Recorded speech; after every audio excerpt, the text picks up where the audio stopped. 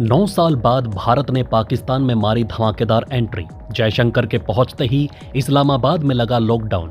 जयशंकर के लिए red carpet बिछाकर पाकिस्तान बोला हमें माफ कर दो, एक बार फिर से दोस्ती कर लो। पाकिस्तान बोला भारत पर हमला करके हमने बहुत बड़ी गलती की, भारत चांद पर पहुंच गया, हम एक एक पैसे के लिए भीख मांग रहे। भारत को मनाने के लिए खुद पाकिस्तान के प्रधानमंत्री जयशंकर के साथ करेंगे रात्रि भोज। इससे पहले मोदी को शादी में बुला चुके हैं वहां के पूर्व प्रधानमंत्री। जयशंकर बोले मानो कोई बातचीत नहीं होगी, जल्दी खाना खिलाओ, हमें 24 घंटे में वापस भारत जाना है। अगर पाकिस्तान के अंदर आतंकवादी हमले में जयशंकर को कुछ हुआ तो शुरू हो सकता है भारत का बड़ा ऑपरेशन।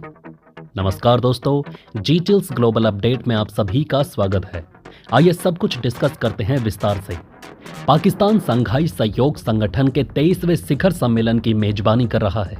इस इवेंट में हिस्सा लेने के लिए भारतीय विदेश मंत्री एस जयशंकर इस्लामाबाद पहुंच चुके हैं। जयशंकर के स्वागत के लिए पाकिस्तान ने रेड कारपेट बिछाई हुई थी।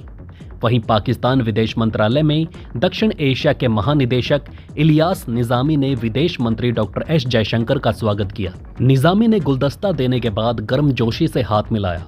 मामले से जुड़े लोगों ने कहा कि जयशंकर पाकिस्तान के प्रधानमंत्री शहबाज शरीफ की ओर से आयोजित रात्रि भोज समारोह में शामिल हो सकते हैं। एस जयशंकर की पाकिस्तान यात्रा सिर्फ एक औपचारिकता है, मतलब जाने का, दिखाने का और फिर वापस लौटने का काम है। अब सोचने वाली बात तो यह है कि वो तो जा रहे हैं लेकिन कोई बातचीत नहीं होनी, और ये बात उन्होंने पहले ही क्लियर कर दी है कि इस दौरे पर पाकिस्तान के साथ कोई द्विपक्षीय बातचीत यानी दो देशों के बीच सीधे मुद्दे पर बातचीत नहीं होगी। अब ये क्यों जरूरी है? क्योंकि भारत और पाकिस्तान के बीच रिश्ते काफी लंबे समय से टेंशन में चल रहे हैं। अगर हम इतिहास देखें तो 2019 में पुलवामा अटैक और उसके बाद बालाकोट स्ट्राइक ने दोनों देशों के रिश्तों में और भी खटास डाल दी। ऐसे में अब अचानक से जयशंकर के पाकिस्तान जाने का मतलब कुछ और नहीं है, बस एक शोबाजी है। हम अंतर्राष्ट्रीय मंचों पर अपनी जिम्मेदारी निभा रहे हैं। पाकिस्तान में जब भारत का कोई अधिकारी जाता है तो वहां की मीडिया भी पैनिक मोड में आ जाती है। वो ऐसे दिखाते हैं जैसे दोनों देशों के रिश्तों में कोई क्रांति आने वाली है, क्योंकि अंदर से सबको पता है कि बात वहीं ढाक के 3 पात वाली है। पाकिस्तान और भारत के बीच जितनी बार भी बातचीत की कोशिशें हुई उनमें से 80% बातचीत पाकिस्तान की वजह से फेल हुई है, क्योंकि वो आतंकवाद को लेकर कोई बड़ा स्टैंड नहीं लेता। और यहां पर यह साफ है कि भारत के लिए आतंकवाद के मुद्दे पर कोई कॉम्प्रोमाइज नहीं हो सकता। 2015 में सुषमा स्वराज पाकिस्तान गई थी। उस वक्त लगा था कि शायद रिश्तों में सुधार हो, क्योंकि एक भारतीय विदेश मंत्री का पाकिस्तान जाना बहुत बड़ी बात है। लेकिन तब से लेकर अब तक इंडिया पाकिस्तान के बीच कुछ भी नहीं बदला, बल्कि हालात और खराब हो गए। अब बात करते हैं पिछले साल की, जब पाकिस्तान के विदेश मंत्री बिलावल भुट्टो भारत आए थे। वो एससीओ की मीटिंग में शामिल होने आए थे। उस समय बहुत हल्ला मच गया था। सब जगह चर्चा थी कि शायद अब दोनों देशों के रिश्तों में कुछ सुधार हो जाएगा, लेकिन असल में कुछ भी नहीं बदला। इंडिया ने वही पुराना स्टैंड रखा, पहले आतंकवाद रोको फिर बात करो, और पाकिस्तान वही पुरानी आदत पे रहा, आतंकवाद को बढ़ावा देने में लगा रहा। जब इतने सारे देशों के नेता एक साथ एक ही शहर में जुड़ते हैं तो सुरक्षा का ध्यान रखना सबसे बड़ी प्राथमिकता हो जाती है।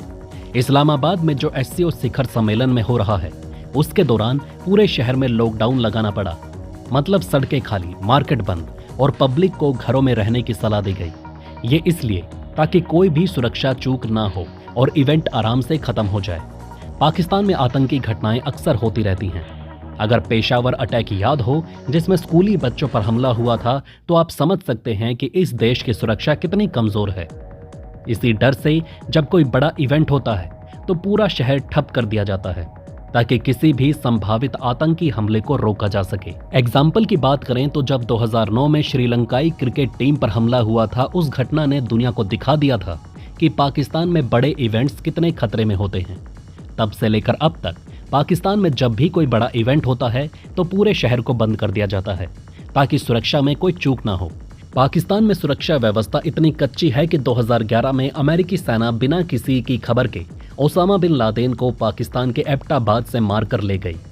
ये इस बात का सबूत है कि यहाँ की सुरक्षा इतनी कमजोर रही है। ऐसे में जब एससीओ जैसे बड़े इवेंट्स होते हैं तो पूरा प्रशासन हाई अलर्ट पर रहता है, क्योंकि वो जानते हैं कि अगर कुछ भी गड़बड़ हुई तो देश की इमेज और भी खराब हो जाएगी। इसी बीच नवाज शरीफ ने भारत के साथ अच्छे रिश्तों की फिर से बात छेड़ दी और इस बार भारत के साथ सुलह की बात कर रहे हैं। नवाज शरीफ ने एक बड़ा दिलचस्प बयान दिया कि अगर नरेंद्र मोदी भी इस शिखर सम्मेलन में आते तो और भी अच्छा होता। यहाँ मजेदार बात तो ये है कि ये वही नवाज शरीफ हैं जिनके प्रधानमंत्री रहते हुए भारत और पाकिस्तान के बीच कई बार तनाव रहा। कारगिल की जंग याद है, नवाज के वक्त में ही हुई थी, लेकिन अब यह शांति और भाईचारे की बात कर रहे हैं। पाकिस्तान के अंदर नवाज शरीफ की हालत ऐसी हो गई है कि अब उन्हें भारत की याद आ रही है। ये बयान देकर उन्होंने अपने लिए एक सॉफ्ट इमेज बनाने की कोशिश की, लेकिन हम जानते हैं कि असलियत क्या है। शंघाई सहयोग संगठन शिखर सम्मेलन 15 और 16 अक्टूबर को पाकिस्तान में हो रहा है। इस सम्मेलन में भारत ने एक 4 सदस्यीय प्रतिनिधिमंडल भेजा है। विदेश मंत्री जयशंकर भी पहुंचे हुए हैं, लेकिन मोदी नहीं जा रहे क्योंकि पाकिस्तान के हालात, उनकी आतंकवाद की नीति और लगातार भारतीय सैनिकों पर हमले को देखते हुए मोदी जी का वहां जाना कोई तुक नहीं बनता। वैसे भी मोदी जी की विदेश नीति हमेशा आंख में आग डालकर वाली रही है और ये बात पाकिस्तान को अच्छी तरह से समझ आ गई है। नवाज शरीफ का भारत के प्रति प्यार दिखाने का ये कोई पहला मौका नहीं। जब वो प्रधानमंत्री थे तब भी उन्होंने मोदी जी को अपने घर शादी पर बुलाया था। ये वही वक्त था जब दोनों देशों के बीच रिश्तों को सुधारने की कोशिश हो रही थी। उन्होंने पहले भी कई मौकों पर भारत के साथ संबंधों को सुधारने की बात कही है। लंबे अरसे बाद लंदन से पाकिस्तान लौटने के बाद एक कार्यक्रम के दौरान नवाज शरीफ ने कहा था कि उनका देश दुनिया से पैसा मांग रहा है, जबकि भारत चांद पर पहुंच गया। उन्होंने ये भी कहा था कि भारत के पास आज खजाने में 600 अरब डॉलर हैं।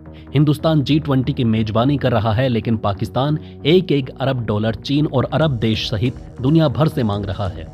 ऐसे में हमारी उनके सामने क्या इज्जत रह गई है? कितना भी दोस्ती की बात कर लें, पर पाकिस्तान की धरातली हकीकत यही है कि वहां सेना और आतंकवादियों का खेल चलता रहता है और हर बार भारत को सतर्क रहना पड़ता है।